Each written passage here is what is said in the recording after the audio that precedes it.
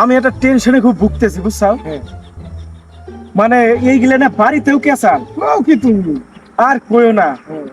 আমার এখন একটা কথা বলতো। আচ্ছা কও তো তুমি তুমি প্রবলেমটা অসুবিধা নাই কও তোমার কি অসুবিধা বুঝলা কও তো সকালবেলা হ্যাঁ। ঘুমের তো উঠে হ্যাঁ তুমি আগে খাও না খাইয়া আগো? আগে খাই এই না ওটা না থামো সরি খাই আগে এই তাও না কি হবো শালা তোমার গল্প হইলে আমার একটা গল্প মনে পড়ে। আচ্ছা কি গল্প? ওই গল্পটা দিয়ে আমি তোমার একটা করি।